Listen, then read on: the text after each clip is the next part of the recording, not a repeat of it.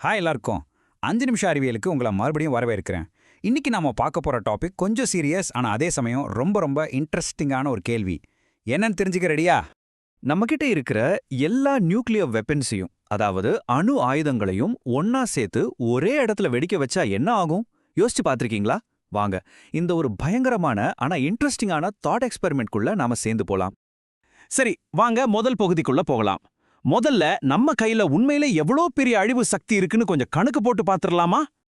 இப்ப நம்ம பூமியில தோராயமா ஒரு 15,000 அணு ஆயுதங்கள் இருக்கு. ஆமா, 15,000. இதுல பெரிய பங்கு, கிட்டத்தட்ட தலா 7,000 ஆயுதங்கள் அமெரிக்கா அண்ட் ரஷ்யா கிட்டயும், மிச்சம் இருக்கிற 1000 ஆயுதங்கள் மத்த 7 நாடுகள் கிட்டயும் இருக்கு. இப்போ இந்த நம்பர்ஸை வச்சு ஒரு கணக்கு போடலாம். நம்ம பூமியில தோராயமா ஒரு 4500 பெரிய நகரங்கள் இருக்கு. ஒரு நகரத்தை மொத்தமா அழிக்கணும்னா ஒரு 3 பாம்ப்ஸ் போதும்னு வச்சுக்கலாம். அப்போ நம்ம கிட்ட இருக்கிற மொத்த ஆயுதங்களை வச்சு பூமியில இருக்கிற எல்லா நகரங்களையும் அழிச்சிட முடியும். அப்படி செஞ்சா கிட்டத்தட்ட 3 பில்லியன் மக்கள், அதாவது நம்மள பாதி பேர் உடனே இறந்துருவாங்க. ஆனா இங்கதான் ஒரு ஷாக்கிங்கான விஷயம் இருக்கு. இவ்ளோ பெரிய அழிவுக்கு அப்புறமும் நம்ம கிட்ட இன்னும் 1500 குண்டுகள் பாக்கி இருக்கும். நினைச்சு பாருங்க. இதத்தான் நிபுணர்கள் ஓவர்கில்னு சொல்றாங்க. அதாவது தேவைக்கு பல மடங்கு அதிகமான அழிவு சக்தி. நம்மகிட்ட இருக்கிற பவர் எந்த அளவுக்குன்னு நம்மளால கற்பனை கூட பண்ணி பார்க்க முடியாது. இந்த 15,000 குண்டுகளோட மொத்த சக்தியும் கணக்கு பண்ணா அது 3 பில்லியன் டன் டிஎன்டி வெடிமருந்துக்கு சமம். 3 பில்லியன் டன்! அப்பப்பா, அந்த ஆற்றல் எவ்வளவு பிரம்மாண்டமா இருக்குன்னு யோசிச்சு மட்டும் பாருங்க. இந்த சக்திய இன்னும் நல்லா புரிஞ்சுக்கணுமா? சரி, வாங்க இத கிராக்கட்டோவா எரிமலை வெடிப்போட ஒப்பிட்டு பார்ப்போம்.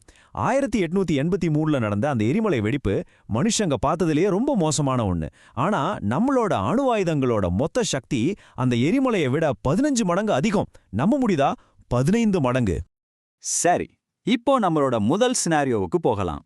ஒருவேளை இந்த 15,000 குண்டுகளையும் அமேசான் மலைக்காடுகளுக்கு நடுவுல கொண்டு போய் ஒன்னா வெடிக்க வச்சா என்ன நடக்கும்?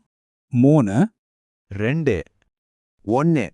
வெடிச்ச அடுத்த நொடியே 50 கிலோமீட்டர் அகலத்துக்கு ஒரு பிரம்மாண்டமான நெருப்பு பந்து உருவாகும். அதுக்கு கீழே இருக்கிற அத்தனையும் மரம், செடி, கொடி, விலங்குகள் எல்லாமே ஆவியாகிடும். அதை தொடர்ந்து வர்ற அதிர்ச்சியால சுமார் 3000 சதுர கிலோமீட்டர் காட்டை அப்படியே தரமட்டமாக்கிடும். அதோட அந்த காளான் மேகம் இருக்குல்ல, அது நம்ம வளிமண்டலத்தையே தாண்டி விண்வெளியோட விளிம்பு வரைக்கும் போகும்.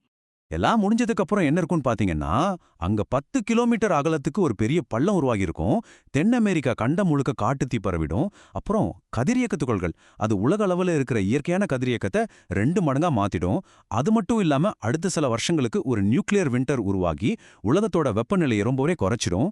ஆனா இவ்ளோ பெரிய அழிவு நடந்தாலும் இதுல ஒரு ஆச்சரியமான விஷயம் இருக்கு.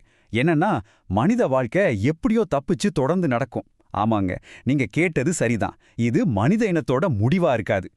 சரி, இப்போதான் நாம விஷயத்தோட உச்சகட்டத்துக்கே வரோம். இந்த சோதனையை அடுத்த லெவலுக்கு கொண்டு போனா என்ன ஆகும்?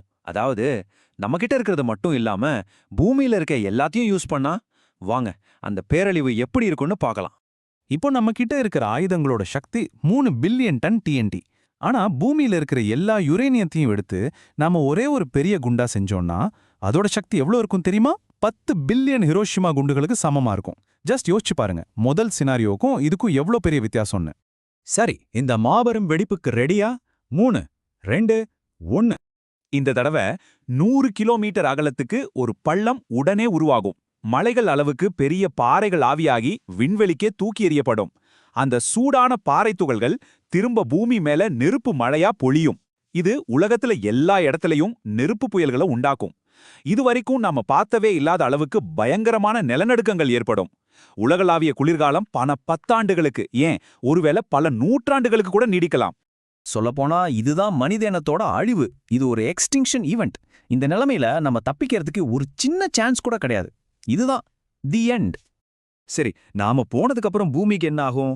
அது தன்னைத்தானே சரி செஞ்சுக்குமா? பல மில்லியன் வருஷங்களுக்கு அப்புறம் பூமி எப்படி இருக்கும்?